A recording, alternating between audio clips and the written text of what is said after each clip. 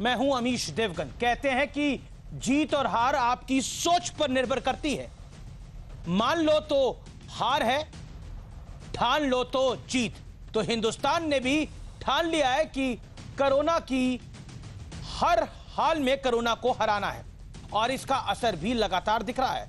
Corona को मात देने वाले लोगों की संख्या तेजी से बढ़ रही है, पॉजिटिविटी रेट में गिरावट आ रही है। कोरोना के खिलाफ हमारी तैयारी मजबूत होती जा रही है और प्रधानमंत्री मोदी ने भी कहा है कि भारत हिम्मत नहीं हारेगा, ना ही कोई भारतवासी हिम्मत हारेगा। हम लड़ेंगे और जीतेंगे। इसी सोच के साथ भारत लगातार आगे बढ़ रहा है और भारत के इसी मजबूत जज्बे पर संवाद करने के लिए आज के आर पार में मेरे साथ जुड़ेंगे बेहद खास मेहमान। तो यही है आज का आर पार, हिंदुस्तान का प्रण, कोरोना से जीतेंगे हम रण।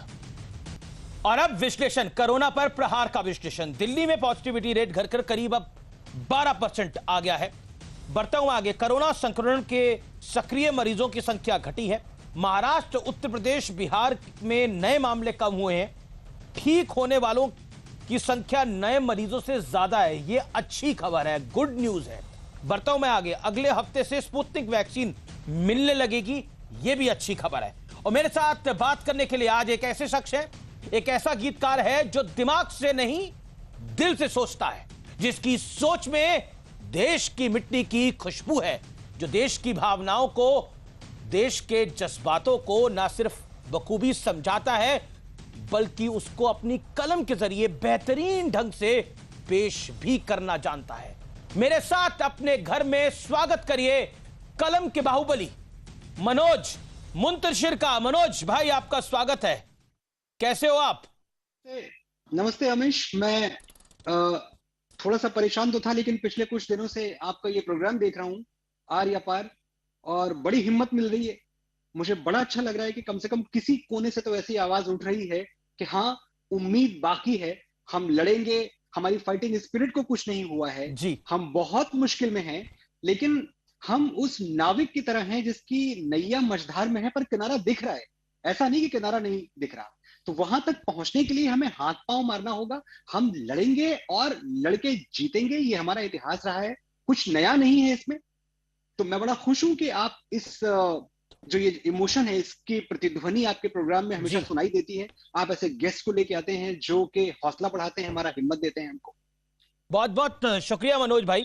आपने गीत लिखा है तेरी मिट्टी में मैं मिल जाऊं, देशभक्ति का इससे खूबसूरत जज्बा कलम से मुझे नहीं लगता भारतवर्ष के अंदर या फिर दुनिया में कहीं निकला हो। मैं बहुत बड़ी बात कह रहा हूं, दुनिया में कहीं निकला हो।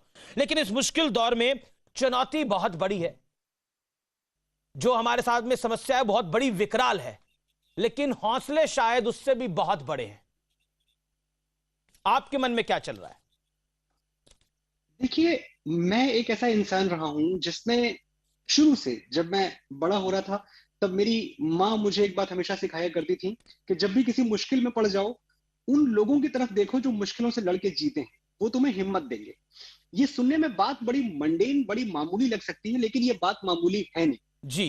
तो जो भी मेरी उम्र है, जो पिछली जिंदगी के 44-45 साल मेरी होशमंदाना जिंदगी के जो भी गुजरे हैं, मैंने हमेशा पलट के देखा है कि जब परिस्थितियां उल्टी हुई हैं तो बड़े लोगों ने क्या किया है। तो मुझे न्यूटन दिखते हैं और मैं देखता हूं कि ग्रेट प्लेग, जो लंदन का ग्रेट प्लेग था, 1665 की बात है, जिसने 1/4 आबादी लंदन की खत्म कर दी थी, हमको याद है जी। उसी ग्रेट प्लेग के दौरान क्वारंटाइन में, लॉकडाउन में, न्यूटन ने इंटीग्रल कैलकुलस, ऑप्टिक्स के जो फॉर्मूलाज हैं जिन पे मॉडर्न साइंस आज भी नाज करता है, जो मॉडर्न साइंस की धुरी हैं, ये लॉकडाउन में और प्लेग के दौरान ढूंढे थे न्यूटन ने।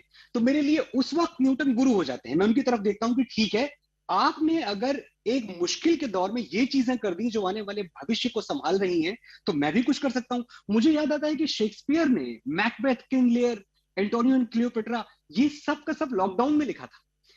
और हम ज्यादा दूर न जाएं, हम बैक होम आते हैं तो हमें गांधी जी याद आते हैं। स्पेनिश फ्लू के दौरान हमें याद है कि उनकी बहू गुलाब और उनका पोता था, वो दोनों गुजर गए थे।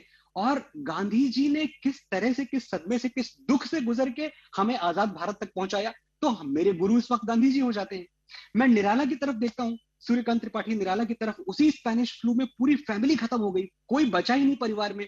एक बेटी सरोज जो उनको सबसे प्यारी थी, जान से ज्यादा प्यारी थी, वो बेटी जब दफना के लौटे तो उन्होंने सरोज स्मृति लिखी, एक ऐसी कविता लिखी जिसको हम समझते हैं कि पूरी दुनिया में शोक काव्य में उसका कोई जोड़ नहीं है। तो ये वो लोग हैं जिन्होंने वाकई आपदा को अवसर में बदला, जो झुके नहीं, जो, एक बात मैं कहूंगा, ऐसा नहीं कि ये दुख से नहीं गुजरे, ऐसा नहीं कि इनको कष्ट नहीं हुआ, ऐसा नहीं कि रोए नहीं होंगे, सब कुछ हुआ होगा, लेकिन अल्टीमेटली जो ह्यूमन स्पिरिट है ना, कि ठीक है ये भी है और हम भी हैं, अब देखते हैं मुश्किलों तुम रहती हो या हम रहते, इनके अंदर वो बात थी। जी, ये मतलब पॉजिटिविटी जो है वो बड़ी इंपॉर्टेंट है। हम देख रहे हैं कि हर तरफ बड़ा नकारात्मक माहौल है। आज देश के प्रधानमंत्री ने भी लोगों को संबोधित किया और उन्होंने बोला कि ना हिम्मत हारेगा, ना ही कोई भारतवासी हिम्मत हारेगा, ना भारत हिम्मत हारेगा, ना ही भारतवासी कोई हिम्मत हारेगा। मुझे लगता है कि इस समय पॉजिटिविटी भी चाहिए और कोरोना में नेगेटिविटी चाहिए, यानी कोरोना के केसेस नेगेटिव हो और हमारा जीवन पॉजिटिविटी से भरपूर हो, यानी सकारात्मकता। देखिए आज ईद है और ईद के दिन मैं हमेशा एक ही दुआ कर सकता हूं कि खुदा करे कि मेरा हौसला रहे कायम, खुदा करे कि मेरा हौसला रहे कायम, ये चिराग कई आंधियों पे भारी है। तो मैं यही दुआ करूंगा कि हम अपनी हिम्मत संभाल के रखें। और एक चीज है कि जो प्रधानमंत्री जी ने बात कही, प्रधानमंत्री जी की बात उन्होंने सिर्फ आज के भारत की नहीं कही है जी, उन्होंने भारत का इतिहास हमारे सामने रखा है बड़े ही एक लेयर्ड तरीके से। वो हमें बताना चाहते हैं कि भारत ऐसी मुश्किलों से कई बार जूझ चुका है, कभी हमारे सामने प्लेग आई, कभी हमारे सामने बहुत सारा हमारी हिस्ट्री है, उसकी मैं जाना नहीं चाहता मैं, लेकिन मैं एक बात जरूर कहना चाहूंगा, आपके चैनल के जरिए पहुंचाना चाहूंगा, लोगों को बताना चाहूंगा कि देखो हमारी ओर, पहचानो हमें। और ये हर भारतवासी की तरफ से मैं ये संदेश पहुंचा रहा हूं आपके चैनल के जरिए, देखो हमारी ओर, पहचानो हमें, हम वही हैं जो बाण भेद के धरती से धारा निकाल लिया करते थे, वाह, एक उंगली पर गोवर्धन उठा लिया करते थे। हम ही थे वो दिलेर जो चक्रव्यूह में वापस लौटने की विद्या सीखे बगैर गए, और वो भी हम ही थे जिनके फेंके हुए पत्थर पानी में तैर गए। वाह, हमने दुश्मन के लिए फाइटर जेट्स बनाए, संगीन बनाई, और जब जिंदगी की सांस टूटने लगी तो हम ही ने वैक्सीन बनाई और लिख दिया उस वैक्सीन पर सर्वे संतु निरामया, यानी ईश्वर सिर्फ हम पर ही नहीं हर किसी पर, सब पर करे दया। हम जाबाज हैं, जियाले हैं, आंधियों से खेले हैं, बिजलियों के पाले हैं, हम शांति का सवेरा हैं, इंसानियत के उजाले हैं, पहचानो हमें, हम इंडिया वाले हैं। बहुत बढ़िया, बहुत बढ़िया, तो बहुत हम बढ़िया। इंडिया वाले मैदान नहीं छोड़ेंगे, हम इंडिया वाले पीठ नहीं दिखाएंगे, ये तय है। जी, निश्चित तौर पर हम इंडिया वाले मैदान नहीं छोड़ेंगे। क्या आपको लगता है मनोज, क्योंकि इस समय जब हम बात कर रहे हैं तो कई लोग घरों में बीमार हैं जो हमें देख रहे हैं, कई लोगों के परिवार पूरे के पूरे संक्रमित है। मैं खुद कोविड पॉजिटिव था, इसी मंगलवार से मैंने वापसी करी है, और निश्चित तौर पर कई खबरें सुन के दिल बैठ जाता है जब आप देखते हैं। मुझे लगता है कि ये बीमारी भीषण है, लेकिन इसका डर उससे भी ज्यादा भीषण है। जिनको हो गया है उनको है कि वो जल्द स्वस्थ हो जाए, जिनको नहीं हुआ उनके दिलों में डर रहता है, उनके दिलों में भय रहता है कि कहीं हमको ना हो जाए। ये जो डर है, एक ऐड आई थी एक कैंपा कोल्ड ड्रिंक की कंपनी की, डर के आगे जीत है। तो ये जो डर है, ये डर बड़ा घातक है, ये जो भय है ये बड़ा घातक है किसी भी चीज में।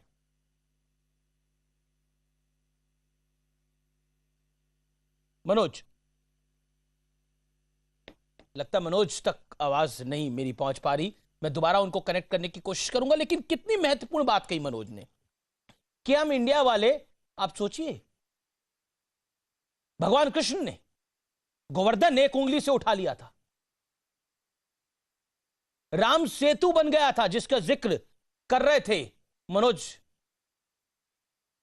सोचिए भारत की ताकत कितनी बड़ी है, भारत की सांस्कृतिक ताकत कितनी बड़ी है। निश्चित तौर पर यह युद्ध भीषण है, लेकिन क्या महाभारत भीषण नहीं थी? क्या क्या क्या भगवान राम जब सीता का अपहरण कर लिया था रावण ने, क्या वो युद्ध भीषण नहीं था? युद्ध तो भीषण ही होते हैं जी, युद्ध कभी आसान नहीं होते, और अगल बगल लाशें भी गिर जाती हैं, शहीद भी हो जाते हैं लोग, लेकिन लड़ाई जारी रखनी है। अपने गार्ड्स को लो नहीं करना, यानी अपनी तैयारी को कम नहीं करना, अपनी तैयारी को और आगे बढ़ाना है, आगे बढ़ते जाना है। यह जरूरी है। इस समय हर तरफ नकारात्मकता का एक माहौल बना है, स्थिति खराब है, लेकिन स्थिति बेहतर हो रही है, हम बेहतरी की ओर बढ़ रहे हैं, यह इंपॉर्टेंट है। मनोज हमारे साथ मौजूद है, मैं उनका रुख करता हूं जी। लेकिन मनोज के पास जाने से पहले प्रधानमंत्री ने आज क्या क्या बोला है वो बताना जरूरी है। कोरोना से निपटने के लिए युद्ध स्तर पे काम हो रहा है, कोरोना योद्धा लगातार जान बचाने में जुटे हैं, लेकिन प्रधानमंत्री ने सबसे महत्वपूर्ण बात बोली जो मुझे लगता है कि आज के लिए बहुत महत्वपूर्ण है। ना भारत हिम्मत हारेगा, ना ही भारतवासी, यानी ये आप लोग हैं, ना हमारा देश हिम्मत हारेगा, ना हमारे देश के लोग हिम्मत हारेंगे। आपको घरों में हिम्मत नहीं हारनी, माना संकट विकराल है, लेकिन हमें खड़े रहना है। मनोज, संपर्क टूट गया था, बोलिए क्या कह रहे थे आप? मैं ये कह रहा था कि हमारी जो हिस्ट्री है, हमारा जो शास्त्र है, वो हमें हमेशा दिखाता है कि हम थोड़ा हिंदुस्तानी ऐसे लोग रहे हैं जिन्होंने अपने जीवन में डर को जगह नहीं दी। आप देखें तो मुझे गीता में जो एक बहुत बड़ा जो संदेश मैंने लिया था भगवान कृष्ण से, वो ये था कि अर्जुन से प्रतिज्ञा द्वय, न दैन्यम न पलायनम, कि दो ही चीजें हैं अर्जुन, दो ही प्रतिज्ञाएं तुम्हें करनी है। जीवन के संग्राम में तुम किसी के आगे दीनहीन बनकर गिड़गिड़ाओगे नहीं और पलायन नहीं करोगे, मैदान में रहोगे। तो सवाल ये नहीं है कि हमारे पास हथियार कितने मजबूत हैं, सवाल ये नहीं है कि ऑड्स हमारे कितने फेवर में हैं, या दुश्मन की ताकत हमसे ज्यादा है या हमारी ताकत ज्यादा है। सवाल सिर्फ इतना है कि क्या हमें डटे रहने का मादा है। तो इसका जवाब हमें अपने इतिहास से मिलता है कि हम डटे तो रहेंगे, और अगर आप डटे रहेंगे, अगर आप आंखों में आंखें डाल के देखेंगे ये कोविड नामक दानों की, तो कोई रीजन नहीं है, कोई वजह नहीं है कि एक दिन ये ऐसे डिसअपियर हो जाएगा जैसे कभी था ही नहीं। तो हमें लड़ना पड़ेगा। और देखिए, मुझे दिनकर याद आते हैं। मैं तो हमेशा ये कहता हूं कि जब भी कहीं आप लड़खड़ाएं तो आप उनको याद करें कि जब वो कहते हैं कि है कौन विघ्न ऐसा जग में, टिक सके वीर नर के मग में, खम ठोक ठेलता है जब नर, पर्वत के जाते पांव उखड़, मानव जब जोर लगाता है पत्थर पानी बन जाता है। बढ़कर विपत्तियों पर छा जा मेरे किशोर मेरे ताजा, जीवन का रस छन जाने दे, तन को पत्थर बन जाने दे, तू स्वयं तेज भयकारी है, क्या कर सकती चिंगारी है। बहुत सुंदर, बहुत सुंदर। एक मन में मेरे ख्याल आता है, और ये ख्याल इसलिए आता है कि हम अपने भारतवर्ष जो है 1947 में ये मुल्क आजाद हुआ, लेकिन इसका इतिहास 1947 जितना पुराना नहीं है। इसका इतिहास लाखों वर्ष पुराना है, लाखों वर्ष पुराना है। इसलिए महत्वपूर्ण है कि हम बात करते हैं स्पेनिश फ्लू की, हम करते, देखिए स्पेनिश फ्लू आया था, किस तरह से स्थिति खराब हुई थी, उसके बाद सेकंड वर्ल्ड वॉर हुआ और स्थिति खराब, फर्स्ट वर्ल्ड वॉर हुआ और स्थिति खराब हुई, लगातार स्थितियां खराब होती गई। मैं आपसे ये जानना चाहता हूं, क्या जब भगवान राम ने अयोध्या से निकलकर 14 साल के वनवास के भीतर जब लंका जाके लड़ाई लड़ी, तो क्या वो सामान्य थी? क्या महाभारत सामान्य थी जब वासुदेव भगवान कृष्ण को छल, मैं ये बहुत समझदारी के साथ कह रहा हूं, छल कपट सबका सहारा लेना पड़ा अन्याय को न्याय में बदलने के लिए? क्या वो लड़ाइयां आसान थी? देखिए, लड़ाई कोई भी आसान अगर है तो फिर वो लड़ाई है ही नहीं है ना। समस्या ये आती है जब हमें कुछ लोग ये बताने की कोशिश करते हैं, और मैं ये बात बहुत दुख से, बहुत क्षोभ से कह रहा हूं कि कई बार लोग अपने व्यक्तिगत स्वार्थों में और अपने निजी एजेंडास को लेकर इतने अंधे हो जाते हैं कि वो हमारा मनोबल तोड़ने लगते हैं, क्योंकि उनकी नजर कहीं और है, उनको किसी और को नीचा दिखाना है। तो उसके लिए हमारे सामने ऐसे तथ्य पेश किए जाएंगे, ऐसी बातें की जाएंगी कि हम तो बर्बाद हो गए हैं, खत्म हो गए हैं, मिट गए हैं। ऐसा नहीं है, हम मुश्किल में हैं, इससे इनकार नहीं कर सकते। हमेशा ना आप कर सकते हैं ना मैं कर सकता हूं, हम बहुत बड़ी मुश्किल में हैं, लेकिन ऐसा नहीं है कि हम खत्म हो गए हैं, ऐसा नहीं कि हमारे संसाधन खत्म हो गए हैं। 2 बिलियन वैक्सीन का अभी ऑर्डर हुआ है, और हम सुन रहे हैं कि अगले हफ्ते तक हमारे पास आ जाएंगी वैक्सीन। स्पुतनिक हमारे यहाँ आ रही है, हमने दरवाजे खोल दिए हैं, जितनी भी फॉरेन वैक्सीन थी जो हमारी मदद कर सके आए। ये सब, इन पे बात क्यों नहीं होती है? बात हमेशा इस बात पे होती है कि ये नहीं हो पा रहा है, वो नहीं हो पा रहा है।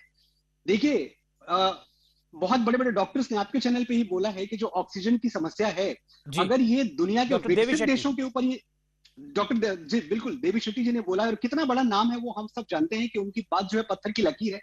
अगर ये अमेरिका जैसे देश के सामने इतनी बड़ी समस्या लेकर रख दी जाए, तो शायद अमेरिका जैसा विकसित देश जहां के स्वास्थ्य जो सुविधाएं हैं वो अलग लेवल पे हैं, वो भी नहीं संभाल पाएंगे।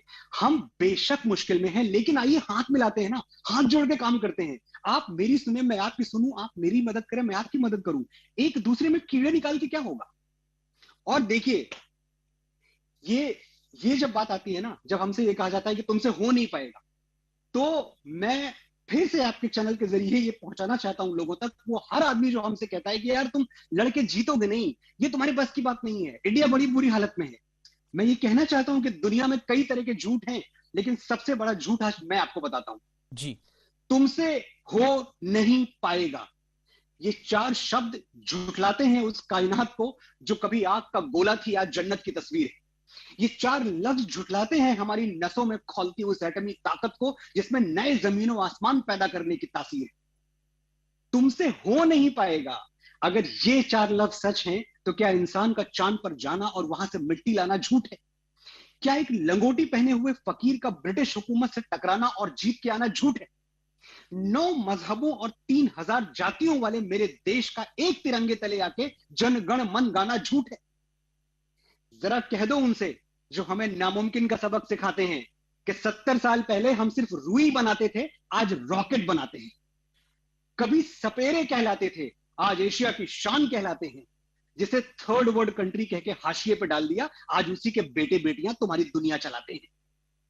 चलो मान लिया कि आज सूरज धुंधला पड़ गया है, चांद फीका, मान लिया कि आज चेहरा उतरा हुआ है जिंदगी का, मान लिया कि आज कश्तियां डगमगा रही हैं, हिम्मतें लड़खड़ा रही हैं, पर इसका मतलब ये तो नहीं कि हम संभलना भूल जाएंगे, मौसम बदलना भूल जाएंगे, चिराग जलना भूल जाएंगे। अरे पैरों में कांटा चुभ गया तो क्या हम चलना भूल जाएंगे?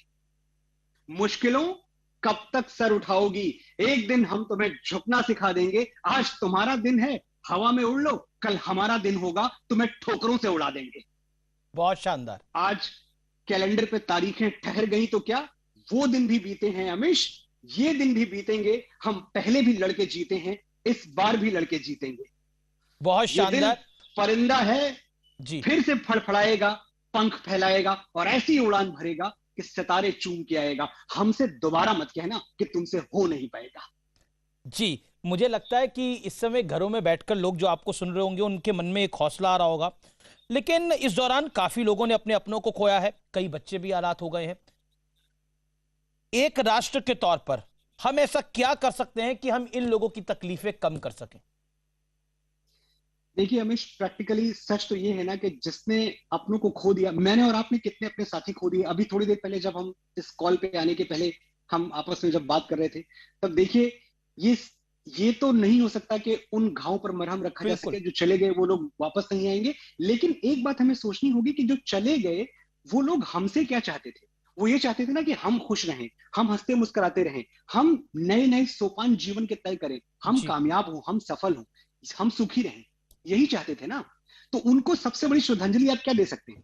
उनको श्रद्धांजलि ये है कि हम टूट जाएं, हम अपने घरों में बंद होके और मातम मनाएं, या श्रद्धांजलि ये है कि जब हमें मौका मिले, ये लॉकडाउन हमेशा के लिए नहीं है, लॉकडाउन खुलेगा, फिर से हम सड़कों पे आएंगे, फिर से हम इंडस्ट्री में काम करेंगे। मुझे तो अटल जी की कविता याद आती है।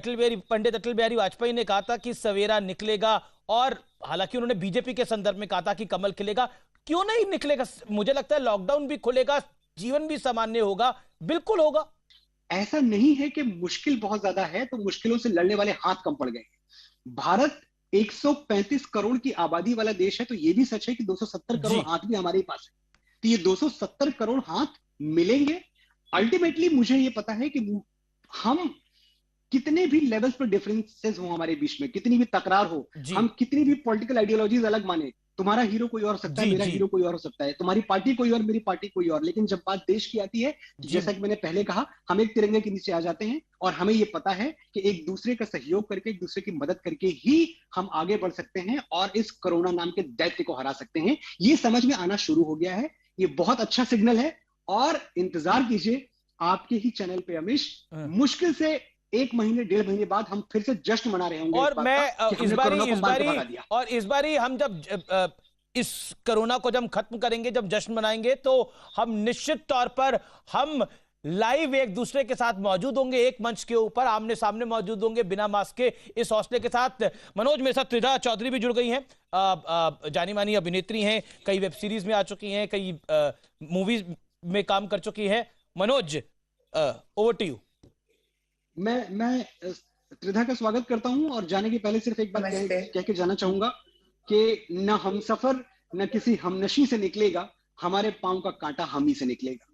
Thank you. तो चलिए कोशिश करते हैं, किसी पे इल्जाम नहीं लगाते, अपना जो फर्ज है, अपना जो काम है वो करते हैं और कोरोना से मिलकर लड़ते हैं। Thank you very much Manoj bhai, thank you so much, pleasure having you. Manoj bhai, thank you so much.